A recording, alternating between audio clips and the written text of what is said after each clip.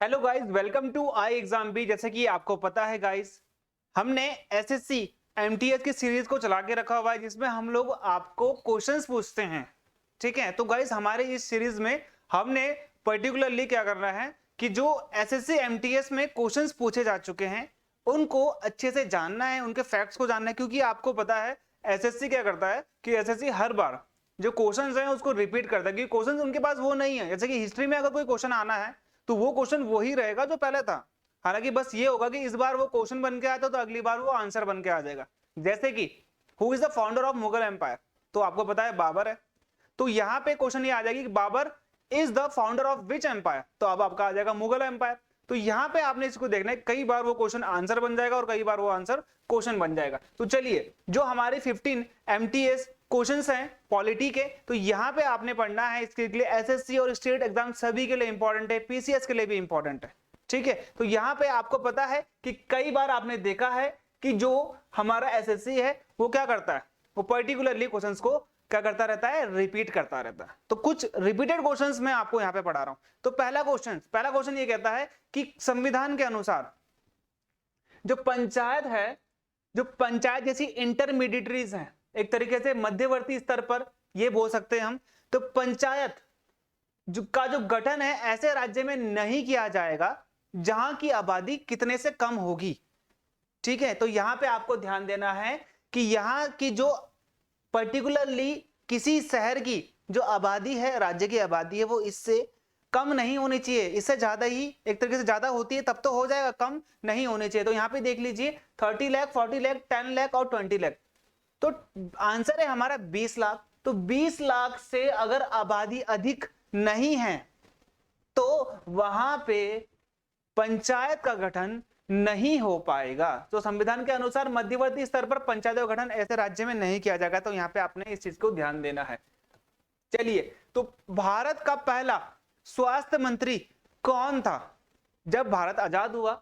15 अगस्त 1947, 15 अगस्त 1947 को जब भारत आजाद हुआ था। उसके बाद जो हमारी पहली अंतरिम सरकार थी उसमें भी ये मंत्री थे, और अभी भी उसके बाद जब उसके आने के 10 साल बाद भी ये मंत्री रहे थे। तो यहाँ पे जो हमारा ऑप्शन है दैट इज मौलाना अब्दुल कलाम आजाद। आपको पता है कल जो तारीख थी वो थी 11 नवंबर 2021। इस दिन को भारत नेशनल एजुकेशन डे के रूप में मनाता है, क्योंकि इनका पर्टिकुलरली जो योगदान था भारत के शिक्षा में तो वो बहुत ही सराहनीय था। सरदार वल्लभ भाई पटेल, विजय लक्ष्मी पंडित, राजकुमारी अमृत कौर। विजय लक्ष्मी पंडित भारत की तरफ से यूएन में प्रतिनिधित्व करने वाली पहली महिला है। सरदार वल्लभ भाई पटेल भारत के Bismarck, iron man of India. ठीक है, और हमारा आंसर बचता है राजकुमारी अमृत कौर। ये थी हमारी पहली स्वास्थ्य मंत्री। ठीक है, जो हमारा एक तरीके से सुप्रीम कोर्ट है, सर्वोच्च न्यायालय है, उसका इनॉग्रल सेशन यानी कि जो उसका उद्घाटन सत्र है वो कब किया गया था? यानी कि जो इनॉग्रल सेशन क्या होता है, कभी भी किसी भी संगठन का निर्माण होता है, निर्माता जो होते हैं उसका जो पहला दिन होता है, जैसे कोई दुकान अगर आपने खोली है तो उसका जो प्रथम दिन अगर आप जाते हैं उसमें, तो वो होता है आपका इनॉग्रल डे। तो वैसे ही जैसे ही सुप्रीम कोर्ट की अगर हमने स्थापना करी थी, स्थापना हो चुकी थी 26 जनवरी 1950 को। ठीक है, उसके कितने दिनों के बाद इसका पहला सत्र हुआ था? तो यहाँ पे आपके ऑप्शन है 28 जनवरी, 29 जनवरी, 31 जनवरी या फिर 26 जनवरी। तो 26 जनवरी में तो इसकी स्थापना हुई थी 1950 में, तो 2 दिन बाद 28 जनवरी 1950 में इसका पहला इनॉग्रल सेशन हुआ था। Who was appointed as the Assembly's constitutional advisor in 1946 during the framing of Indian Constitution? भारतीय संविधान को बनाते वक्त भारतीय संविधान सभा के संवैधानिक सलाहकार के रूप में किसे नियुक्त किया गया था? Who is the constitutional adviser of the constitution assembly of India? जो भारत के लिए संविधान का निर्माण कर रही थी, उस संविधान सभा का संवैधानिक सलाहकार, सीधा आप एडवाइजर भी बोल सकते हो। तो एडवाइजर कौन थे? यहाँ पे आपका ऑप्शन है B N Rao, B R Ambedkar, K M Munshi, Gopala Swami. तो B N Rao, Benegal Narsing Rao, ICS officer थे। ये आईसीएस की नौकरी छोड़ी, भारतीय संविधान को बनाने में अपना योगदान दिया। तो यहाँ पे हमारा आंसर हो गया बी एन राव। अगला है which of the following is not the constitutional body? तो भारतीय संविधान के अनुसार कौन सी एक जो निकाय है ऑर्गेनाइजेशन है वो संवैधानिक नहीं है। यानी कि संवैधानिक नहीं है इसका मतलब ये नहीं होता कि वो इलीगल है। संवैधानिक नहीं है का मतलब है कि उसका जिक्र आपको संविधान में नहीं मिलेगा। तो कौन सा है? तो आपका ऑप्शन है finance commission, NITI Aayog, ancestry, election commission. तो finance commission 280 article, election commission 324, ancestry यानी कि national commission on scheduled tribe. संविधान में जिक्र करा गया है कि हर 5 वर्ष में आप एक आयोग बैठाएंगे जिसका काम ये होगा कि वो सुधार कार्यों को चेक करेगा शेड्यूल्ड ट्राइब के लिए। इलेक्शन कमीशन आपको पता है नीति आयोग जिसका गठन हुआ था 1 जनवरी 2015 को, इसका कार्य संवैधानिक नहीं, यानी कि संविधान में से कोई भी जिक्र नहीं मिलता। ये भारत के लिए, भारतीय सरकार के लिए एक थिंक टैंक के रूप में कार्य करता है। अब आपने बताना है कि निम्न में से कौन सी विशेषता भारतीय प्रियम्बल के नहीं है।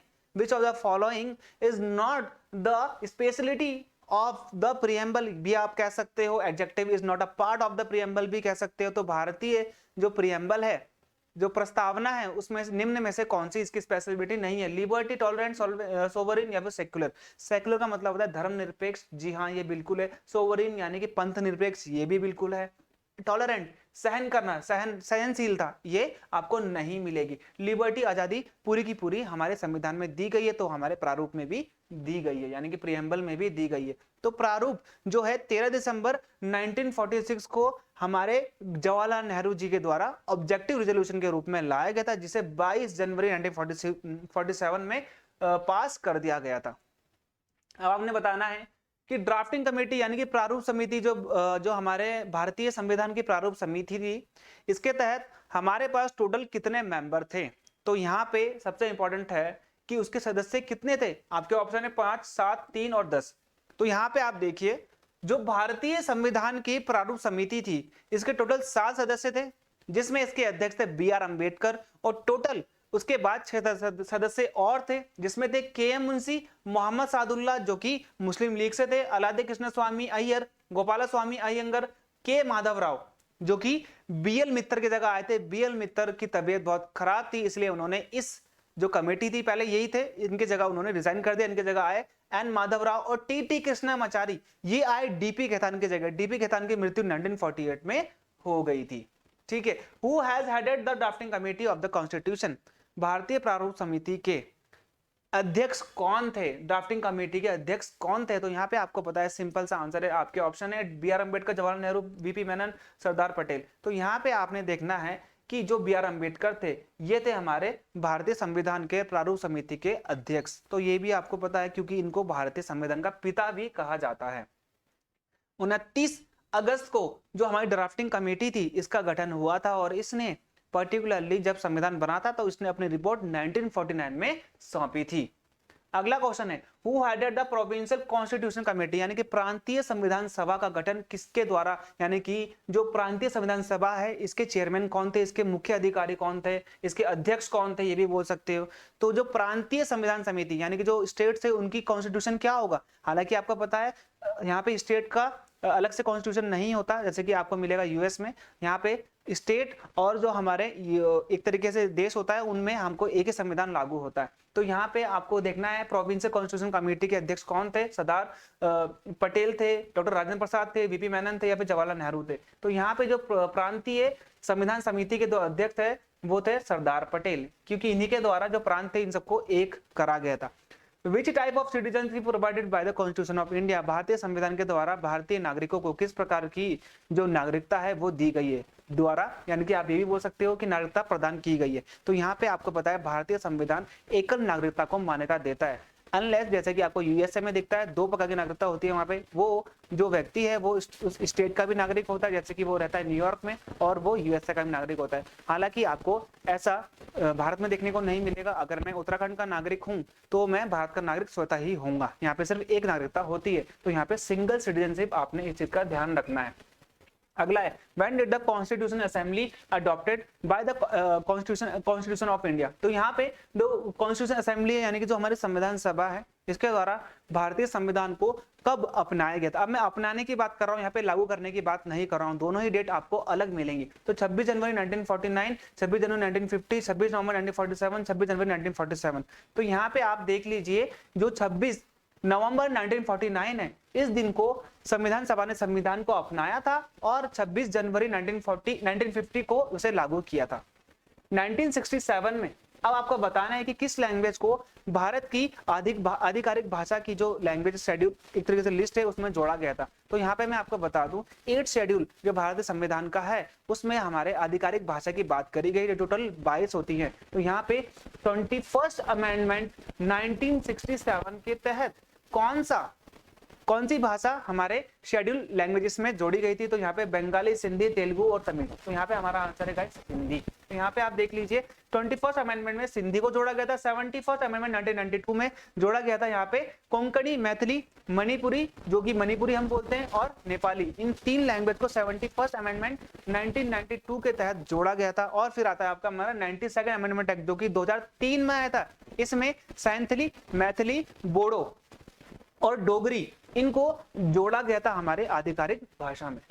चलिए अगला है हमारा who is considered as the father of Indian constitution. ये आपको पहले ही बता चुका हूं मैं। भारत के एकमात्र ऐसे व्यक्ति जो कि वकील थे जिन्होंने भारतीय संविधान को बनाने में अपना सबसे ज्यादा योगदान दिया, दैट इज भीमराव अंबेडकर। तो यहाँ पे हमारा उत्तर हो गया भीमराव अंबेडकर, क्योंकि भारत के संविधान सभा के अध्यक्ष कौन थे? राजेंद्र प्रसाद थे। ये आपको पता होना चाहिए। Who among the following was not a part of constitution assembly. तो भारत का जो संविधान जिसने बनाया था कॉन्स्टिट्यूशन असेंबली, इसके इनमें से पार्ट कौन से नहीं थे, यानी कि इसमें कौन ये मेंबर नहीं थे? तो यहाँ पे आप देखिए सरदार पटेल तो क्या थे? अभी मैंने आपको बताया प्रोविंशियल कॉन्स्टिट्यूशन असेंबली यानी कि प्रांतीय संविधान सभा के ये तो ये अध्यक्ष जवाहरलाल नेहरू यूनियन कमेटी के यूनियन पावर कमेटी यानी कि संघ शक्ति समिति के अध्यक्ष थे। B.R. अम्बेडकर ड्राफ्टिंग कमेटी जो सबसे इंपॉर्टेंट कमेटी थी। तो महात्मा गांधी यहाँ पर उसके भाग नहीं थे हमारे संविधान सभा के। ठीक है, अब आपने बताना है कि ड्राफ्टिंग कमेटी के चेयरमैन कौन थे। ये बहुत ही ज्यादा इंपॉर्टेंट क्वेश्चन है, बहुत ज्यादा एग्जाम्स में आता है। तो इन सबका आंसर आपको पता है, अभी मैंने आपको बताया B.R. अम्बेडकर। तो ये है हमारा आंसर। तो गाइस ये थे हमारे 15 क्वेश्चन। ऐसे ही मैं आपके लिए क्वेश्चंस लाता रहूंगा। चैनल को आपने शेयर करना है, सब्सक्राइब करना है, इससे मुझे मोटिवेशन मिलता है। ऐसा ही कंटेंट मैं आपके लिए लाता रहूंगा जिसमें आपको फैक्ट्स में आपको ऐसे बताऊंगा जो कि आपके एसएससी के एग्जाम जो भी आप स्टेट के देते हो उसके लिए आपके लिए बहुत इंपॉर्टेंट हो जाएगा। तो मिलते हैं हमारे अगले वीडियो में। This is Vikram Singh signing off.